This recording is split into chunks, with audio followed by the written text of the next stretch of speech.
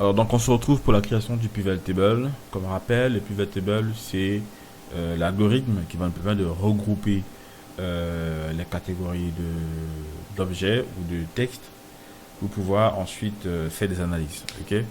Donc vous pouvez par exemple regrouper vos data par type de produit, c'est possible, hein, parce que ici on peut regrouper vraiment toutes les valeurs de manière à pouvoir déterminer quel est le produit qui se vend le plus, quelle est la ville dans laquelle on vend le plus, quel est le livreur qui fait le plus de ventes, quel est le jour auquel on a fait le plus de ventes, quel est le quartier dans lequel on vend le plus, qui est le responsable commercial qui a le plus établi les factures, quelle est la tranche d'âge qui se vend le plus.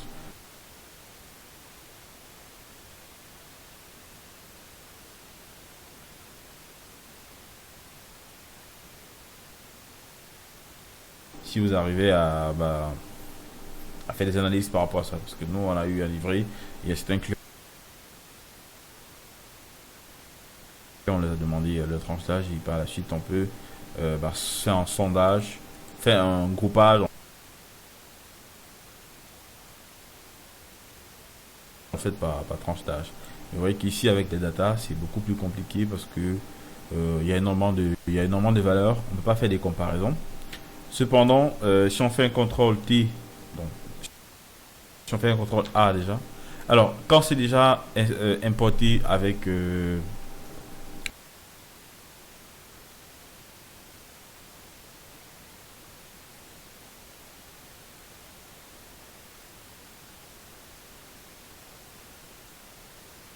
query, ça s'importe sous forme de tableau. Ok, le tableau, ce sont euh, des cellules complètement différents. Ils ont la possibilité d'avoir des filtres ici en haut. Donc pour créer le pivot table, vous faites simplement pivot table. Ensuite ici vous faites OK. Et une fois que le pivot table est créé, vous modifiez ici là le nom. Vous allez appeler ça city. OK. Donc city va regrouper toutes nos données en fonction des villes. Je peux faire produit et je regroupe toutes mes données en fonction des produits. Ok. Donc, comme c'est en fonction des villes, je choisis des villes. Prioritairement, je les mets là. Enfin, je les mets plutôt dans les colonnes. Ok. Parce que les roues, ce sont les lignes en fait. Dans les lignes, je vais plutôt mettre les dates. Donc, si vous voulez trouver combien de produits a été vendus tel jour, vous prenez simplement les produits. Products, vous glissez ici. J'ai pas envie de montrer mes produits. Mais voilà, si vous prenez le produit, vous mettez ici, vous allez déterminer le nombre de produits qui ont été vendus. En mettant ici dans valeur, price, si je mets price, ça va me quantifier les montants qui ont été vendus par ville. Ok. Et donc à partir de là, bon, je vais changer un petit peu le design parce qu'on n'a pas des lignes qui permettent, comme c'est le cas ici, de pouvoir mieux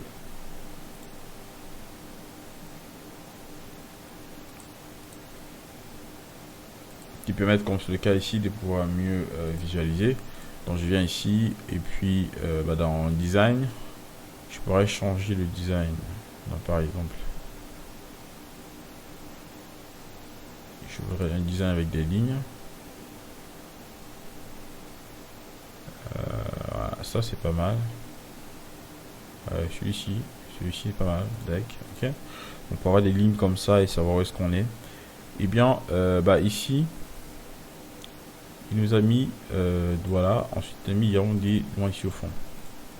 C'est pas grave. Cependant on peut, vous voyez, là si je viens ici au dessus, je peux me mettre comme ça. Quand la flèche va vers le bas, je peux cliquer pour sélectionner tout. Je viens à droite, j'attends que la flèche soit comme un plus. Et ça me permet de déplacer la ville pour la mettre au début. Les villes principales, je les mets au début.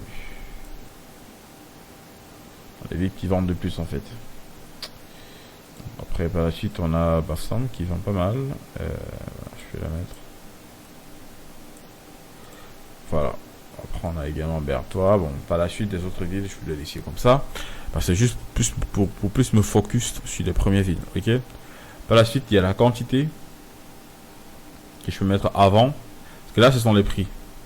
Si je me mets en quantité, et avant les prix, la quantité va se mettre avant les prix. Vous avez vu? Il a maintenant créé deux catégories. Il y a les quantités, ensuite il y a les prix.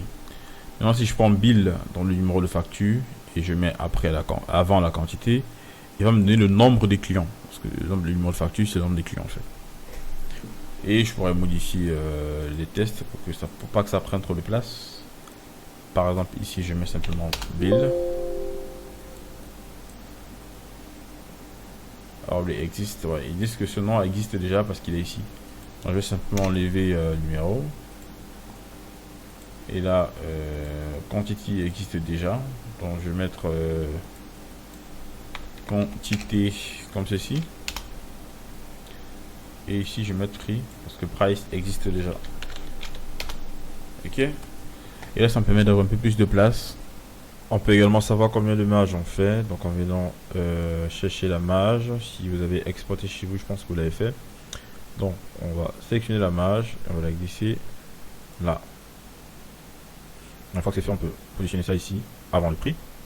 Et ensuite, on va le renommer. Donc, on clique dessus. On vient dans Verify Settings. Et puis, on va renommer ça. Alors, si on met marge, bah, marge existe déjà. Donc, on va faire marge sans S. Hein, parce que si vous mettez marge avec S, il va vous dire que ça existe déjà. Ensuite, vous faites OK. Et on aura dans la marge ici. Donc, bah, voilà un peu à quoi sert le pivot table. Il vous permet de regrouper vos ventes en fonction des villes, en fonction de la marge de chaque la marge qu'a généré chaque ville, en fonction des dates aussi.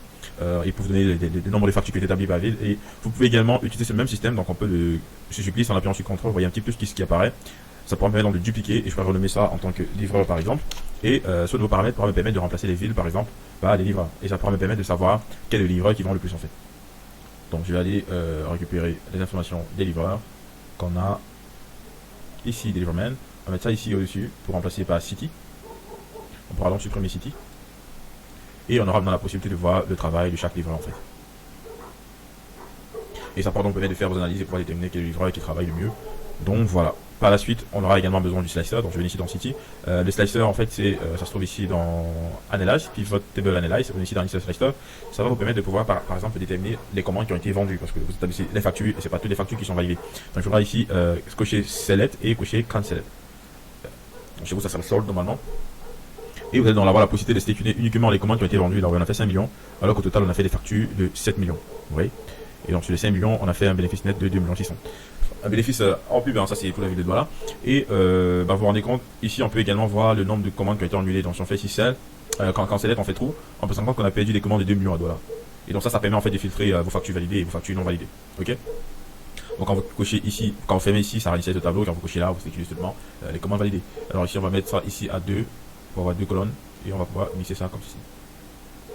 Pareil ici, 2, on va pouvoir glisser ça comme ceci. Et on peut également faire des filtrages par ville. Donc vous venez là, Pivot Table, vous reprenez Slice, Insert Slice, et ensuite vous prenez City ici, et vous allez pouvoir, par exemple, décider de sélectionner une ville et avoir les détails concernant cette ville, combien vous avez vendu dans cette ville. Si vous prenez uniquement Douala, vous allez pouvoir avoir les détails uniquement de Douala. Pareil au niveau des livreurs, si vous venez ici dans Insert Slice, vous prenez City. Prenez par exemple Bouya, vous allez voir les livreurs de Bouya, ce qu'ils ont fait.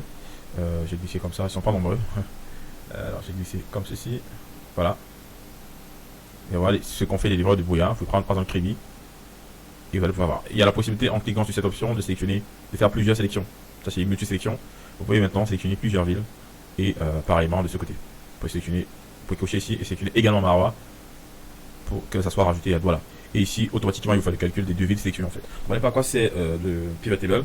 Bon, je vais réinitialiser toutes les valeurs pour pouvoir avoir uniquement les ventes. Donc j'ai réinitialisé toutes les villes et qui ont été validées.